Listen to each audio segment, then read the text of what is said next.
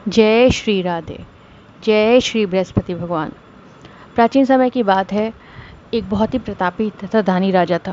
वह प्रत्येक गुरुवार को व्रत करता एवं पूजन करता। यह उसकी रानी को अच्छा नहीं लगता था। ना ही वह व्रत करती थी, ना ही वह किसी भी को भी एक पैसा भी दान में देती थी। राजा को भी वह ऐसा किया करने से मना किया करती थी। एक समय की बात है, राजा शिकार खेलने वन को गए। उस समय घर पर रानी और दासी अकेली थी। उस समय गुरु बृहस्पति भिक्षा मांगने आए। जब साधु ने रानी से भिक्षा मांगी तो कहने लगी, हे साधु महाराज, मैं इस दान और पुण्य से तंग आ गई हूँ। आप कोई ऐसा उपाय बताएं जिससे ये सारा धन नष्ट हो जाए तथा मैं आराम से रह सकूं। साधु रूपी बृहस्पति देव ने कहा, हे देवी, तुम बड़ी विचित्र हो। भला धन संतान और धन सभी को दुखी होता है। अगर तुम्हारे पास धन अधिक है तो उसे शुभ कार्यों में लगाओ, जिससे तुम्हारे दोनों लोग सुधरें। परंतु साधु की इन बातों से रानी बिल्कुल खुश नहीं हुई। उसने कहा, मुझे ऐसे धन की आवश्यकता नहीं जिसे हर समय संभालना पड़े। साधु ने कहा, यदि तुम्हारी ऐसी इच्छा है तो जैसा मैं तुम्हें कहता हूँ तुम वैसा ही करना। बृहस्पतिवार के दिन घर को गोबर से लीपना, अपने केशों को पीली मिट्टी से धोना, केशों को धोते समय स्नान करना, राजा से हजामत बनाने को कहना, भोजन में मांस मदिरा खाना, कपड़ा धोबी कर धुलने डालना। इस प्रकार 7 बृहस्पतिवार करने से तुम्हारा सब धन नष्ट हो जाएगा। इतना कहकर साधु बने बृहस्पति देव अंतर्ध्यान हो गए। साधु के कहे अनुसार करते हुए रानी को केवल 3 बृहस्पतिवार ही बीते थे कि उसकी समस्त धन संपत्ति नष्ट हो गई। भोजन के लिए परिवार तरसने लगा। एक दिन राजा रानी से बोला, हे रानी, तुम यही रहो, मैं दूसरे देश को जाता हूँ, क्योंकि यहाँ पर मुझे सभी जानते हैं, इसलिए मैं यहाँ कोई छोटा कार्य नहीं कर सकता। ऐसा कहकर राजा परदेश चला गया। वहाँ वह जंगल से लकड़ी बीन कर लाता और शहर में बेच देता। इधर राजा के बिना रानी और दासी बहुत दुखी रहने लगी। एक समय जब रानी और दासियों को 7 दिन बिना भोजन के रहना पड़ा तो रानी ने अपनी दासी से कहा, हे दासी, पासी के नगर में मेरी बहन रहती है, तो उसके पास जा और कुछ ले आ, ताकि थोड़ा वह बहुत गुजर बसर हो जाए। दासी रानी की बहन के पास गई। उस समय रानी की बहन बृहस्पतिवार की कथा सुन रही थी। दासी ने रानी की बहन को अपनी रानी का संदेश दिया, लेकिन रानी की बहन ने कोई उत्तर नहीं दिया। जब दासी को रानी की बहन से कोई उत्तर नहीं मिला तो वो बहुत दुखी हुई और उसे क्रोध भी आया। उसने वापस आकर अपनी रानी को सारी बात बता दी। सुनकर रानी ने अपने भाग्य को कोसा। इधर रानी की बहन ने सोचा कि मेरी बहन की दासी आई थी, मैं उससे नहीं बोली, इससे वह बहुत दुखी हुई होगी। कथा सुनकर और पूजन समाप्त कर वह अपने बहन के घर गई और कहने लगी, हे बहन, मैं बृहस्पतिवार की कथा सुन रही थी। जब तक पूजन होता है तब तक ना उठते हैं ना बोलते हैं, इसलिए मैं नहीं बोली। कहो रानी, क्यों गई थी? रानी बोली, बहन, हमारे घर अनाज नहीं था। ऐसा कहते कहते उसकी आंखों में आंसू भर आए। अपनी बहन की बात सुनकर रानी की बहन बोली, देखो, बृहस्पति देव भगवान सबकी मनोकामना पूर्ण करते हैं। शायद तुम्हारे घर में कुछ अनाज रखा हो। यह सुनकर दासी घर के अंदर गई तो वहाँ उसे एक घड़ा अनाज का भरा मिल गया।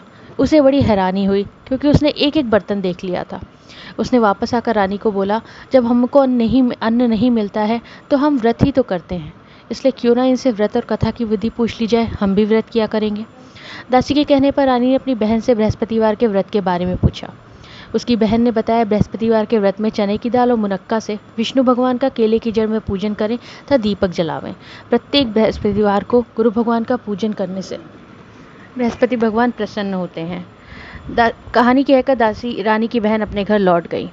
रानी और दासी दोनों ने निश्चय किया कि बृहस्पति भगवान का व्रत जरूर करेंगे। 7 रोज बाद जब बृहस्पतिवार आया तो दासी घुड़साल में जाकर चना और गुड़ बीन लाई तथा उसकी दाल से केले की जड़ तथा विष्णु भगवान का पूजन किया। परंतु अब पीला भोजन कहाँ से आए? दोनों बड़ी दुखी थी।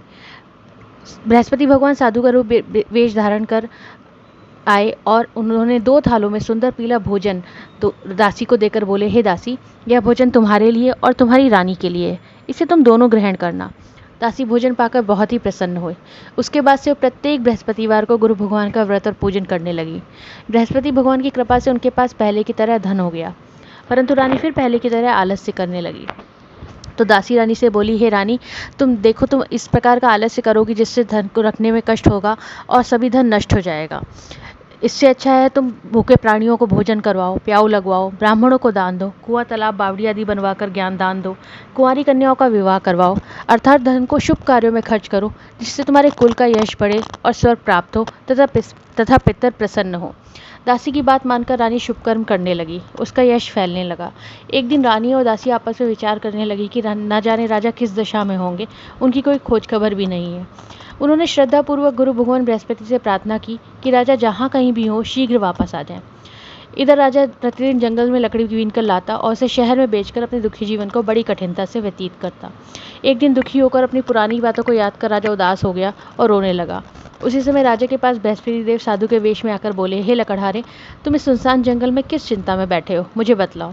यह सुनकर राजा बोला, हे प्रभु, लकड़ी बेचकर तो इतना पैसा भी नहीं बचता जिससे भोजन करने के उपरांत कुछ बचा सकूं। मैंने वाकई काफ़ी दिनों से अपनी रानी का हालचाल नहीं लिया है, मुझे नहीं पता वो किस हाल में होंगी।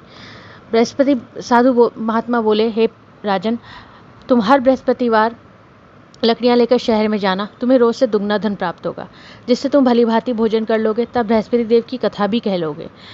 उसके कहने से तुम्हारे सभी कष्ट दूर होंगे। यह सुनकर राजा थोड़ा सा शांत हुआ। बृहस्पति भगवान के चमत्कार के चलते राजा को अगले बृहस्पति दुगना धन प्राप्त हुआ। उसको लाकर राजा ने बृहस्पति भगवान की कथा कही, प्रसाद बांटा और अन्न ग्रहण किया। परंतु उसके अगले बृहस्पतिवार वो बृहस्पति भगवान का व्रत करना भूल गया, जिससे बृहस्पति भगवान रुष्ट हुए। उसी दिन उस नगर के राजा ने विशाल यज्ञ का आयोजन किया तथा अपने समस्त राज्य में घोषणा करवा दी कि सभी मेरे यहाँ भोजन करने आवे, किसी के घर चूल्हा न जले। जो इस आज्ञा को न मानेगा उसको फांसी दे दी जाएगी। राजा की आज्ञा अनुसार राज्य के सभी वासी राजा की भोज में सम्मिलित हुए, लेकिन लकड़हारा कुछ देर से पहुंचा, इसलिए राजा उसको अपने साथ महल में ले गए। जब राजा लकड़हारे को भोजन करा रहे थे तो रानी की दृष्टि उस खूंटी पर पड़ी जिस पर उसका हार लटका हुआ था। उसे हार खूंटी पर लटका दिखाई नहीं दिया। रानी को निश्चय हो गया कि मेरा हार इस लकड़हारे ने चुरा लिया है। उसी समय सैनिक बुलवाकर उसको जेल में डलवा दिया। लकड़हारा जेल में विचार करने लगा कि न जाने कौन से पूर्वजन्म के कर्म से मुझे दुख प्राप्त हुआ है। तभी बृहस्पति देव साधु के रूप में प्रकट हुए और कहने लगे, अरे मूर्ख, तूने बृहस्पति देवता की कथा नहीं की, इसी कारण तुझे दुख प्राप्त हुआ है। अब चिंता मत कर, बृहस्पतिवार के दिन जेलखाने के दरवाजे पर तुझे 4 पैसे पड़े मिलेंगे। उनसे तू बृहस्पति देवता की कथा करना तो तेरे सभी कष्ट दूर हो जाएंगे। अगले बृहस्पतिवार जेल के दरवाजे पर उसे 4 पैसे मिले। राजा ने पूजा का सामान मंगवा कर कथा कही और प्रसाद बांटा। उसी रात्रि में उस नगर के राजा को बृहस्पति देव ने स्वप्न में कहा, हे राजा, तूने जिसे जेल में बंद किया है उसे छोड़ दे, वह निर्दोष है। राजा प्रातःकाल उठा और खूंटी पर हार टंगा देखकर लकड़हारे को बुलाकर क्षमा मांगी तथा उसके योग्य वस्त्र आभूषण भेंट कर उसे विदा कर दिया। गुरुदेव की आज्ञा अनुसार राजा अपने नगर को चल दिया। राजा जब नगर के निकट पहुंचा तो उसे बड़ा ही आश्चर्य हुआ। नगर में पहले से अधिक बाग, तालाब और कुएं तथा बहुत सी धर्मशालाएं, मंदिर आदि बने हुए थे। राजा ने पूछा, किसका बाग और धर्मशाला है? तब नगर के सब लोगों ने बताया, यह सब रानी और दासी द्वारा बनवाए गए हैं। राजा को बड़ा आश्चर्य हुआ और गुस्सा भी आया कि उसकी अनुपस्थिति में रानी के पास धन कहाँ से आया होगा। जब रानी ने यह खबर सुनी कि राजा आ रहे हैं तो उसने अपनी दासी से कहा, हे दासी, देख राजा हमको कितनी बुरी हालत में छोड़ गए थे, वह हमारी ऐसी हालत देखकर लौट ना जाए, इसलिए तो दरवाजे पर खड़ी हो जा। दासी दरवाजे पर खड़ी हो गई और जब राजा आए तो उन्हें अपने साथ महल में लिवा लाई। तब राजा ने क्रोध करके अपनी तलवार निकाली और पूछने लगा, बताओ यह धन तुम्हें कहाँ से प्राप्त हुआ है? तब रानी ने सारी कथा कह सुनाई। राजा ने निश्चय किया कि मैं रोजाना दिन में 3 बार कथा कहा करूंगा तथा रोज व्रत किया करूंगा। अब हर समय राजा के दुपट्टे से चने की दाल बंधी रहती तथा दिन में 3 बार कथा कहता। एक रोज राजा ने विचार किया कि चलो मैं अपनी बहन के यहाँ हो आता हूँ। ऐसा निश्चय कर राजा घोड़े पर सवार हो अपनी बहन के यहाँ चल दिया। मार्ग में उसने देखा कि कुछ आदमी एक मुर्दे को ले जा रहे हैं। उन्हें रोककर राजा कहने लगा, अरे भाइयों, मेरी बृहस्पति की कथा सुन लो। वे बोले, लो, हमारा तो आदमी मर गया, परंतु इसको अपनी कथा की पड़ी है। कुछ आदमी बोले, अच्छा चलो हम तुम्हारी कथा भी सुनते हैं। राजा ने दाल निकाली और कथा कहनी शुरू की। जब कथा आधी हुई तो मुर्दा हिलने लगा तथा जब कथा समाप्त हुई तो राम राम कह के वह मुर्दा खड़ा हो गया। राजा आगे चल पड़ा। उसे चलते चलते शाम हो गई। आगे मार्ग में उसे एक किसान खेत में हल चलाता मिला। राजा ने उससे कथा सुनने का आग्रह किया, लेकिन वह नहीं माना। राजा के हटते ही बैल पछाड़ खाकर गिर गए तथा किसान के पेट में बहुत जोर से दर्द होने लगा। उसी समय किसान की पत्नी रोटी लेकर आई। उसने जब देखा तो अपने पुत्र से सब हाल पूछा। बुढ़िया दौड़ी दौड़ी उस घुड़सवार के पास गई। उससे बोली, मैं तेरी कथा सुनूंगी, तू अपनी कथा मेरे खेत पर ही चलकर कहना। राजा ने लौटकर बुढ़िया के खेत पर जाकर कथा कही, जिसको सुनकर बैल खड़े हो गए तथा किसान के पेट का दर्द भी बंद हो गया। राजा अपनी बहन के घर पहुंच गया। बहन ने भाई की खूब मेहमानी की। दूसरे रोज प्रातःकाल जागा तो देखने लगा सब लोग भोजन कर रहे हैं। राजा ने पूछा, ऐसा कोई मनुष्य नहीं है जिसने भोजन नहीं किया हो, जो मेरी बृहस्पतिवार की कथा सुन ले? बहन बोले, हे भैया, यह देश ऐसा ही है। पहले यहाँ के लोग भोजन करते हैं, बाद में अन्य काम करते हैं। फिर वह एक कुम्हार के घर गई जिसका लड़का बीमार था। उसे मालूम हुआ कि उसके यहाँ 3 दिन से किसी ने भोजन नहीं किया है। रानी ने अपने भाई की कथा सुनने के लिए कुम्हार से कहा। वह तैयार हो गया। राजा ने जाकर बृहस्पतिवार की कथा की, जिसको सुनकर उसका लड़का ठीक हो गया। अब तो राजा की प्रशंसा होने लगी। एक दिन राजा ने अपनी बहन से कहा, हे बहन, मैं अब अपने घर जाऊंगा, तुम भी तैयार हो जाओ। राजा की बहन ने अपनी सास से अपने भाई के साथ जाने की आज्ञा मांगी। सास बोली, चली जा, परंतु अपने लड़कों को मत ले जाना, क्योंकि तेरे भाई के कोई बालक नहीं होता है। बहन ने अपने भाई से कहा, हे भैया, मैं तो चलूंगी, परंतु कोई बालक नहीं जाएगा। अपने बहन को भी छोड़कर दुखी मन से राजा अपने नगर को लौट आया। राजा ने अपनी रानी को सारी कथा बताई और बिना भोजन किए शैया पर लेट गया। रानी बोली, हे प्रभु, बृहस्पति देव ने हमें सब कुछ दिया है, वह हमें संतान अवश्य देंगे। उसी रात्रि में बृहस्पति देव ने राजा को स्वप्न में कहा, हे राजा, सभी सोच त्याग दे, तेरी रानी गर्भवती है। राजा को जानकर बड़ी खुशी हुई। 9वें महीने में रानी के गर्भ से एक सुंदर पुत्र का पैदा हुआ। तब राजा ने रानी से कहा, हे रानी, जब मेरी बहन आए तो मुझसे कुछ मत कहना। रानी ने हाँ कर दी।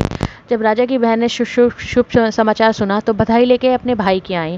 रानी ने तब उसे आने का उलाहना दिया। जब भाई साथ ला रहे थे, टप टाल गई, उनके साथ ना आई और आज अपने आप ही भागी भागी बिना बुलाए आ गई। तो राजा की बहन बोली, भाई, मैं इस प्रकार न कहती तो तुम्हारे घर औलाद कैसे होती। बृहस्पति देव भगवान सबकी मनोकामना पूर्ण करते हैं। जो सद्भावना पूर्वक बृहस्पतिवार का व्रत करता है एवं कथा पढ़ता है अथवा सुनता है और दूसरों को सुनाता है, बृहस्पति देव उसकी सभी मनोकामना पूर्ण करते हैं। जो संसार में सद्भावना से गुरुदेव का पूजन एवं व्रत सच्चे हृदय से करते हैं, उनकी सभी मनोकामनाएं वैसे ही पूर्ण होती हैं। जैसी सच्ची भावना से रानी और राजा ने बृहस्पति देव की कथा का गुणगान किया तो उनकी सभी इच्छाएं बृहस्पति देव ने पूर्ण की। अनजाने में भी बृहस्पति देव की उपेक्षा ना करें। जय श्री बृहस्पति भगवान। जय बृहस्पति देवा, ओम जय बृहस्पति देवा, छिन छिन भोग लगाऊं, कदली फल मेवा, ओम जय बृहस्पति देवा।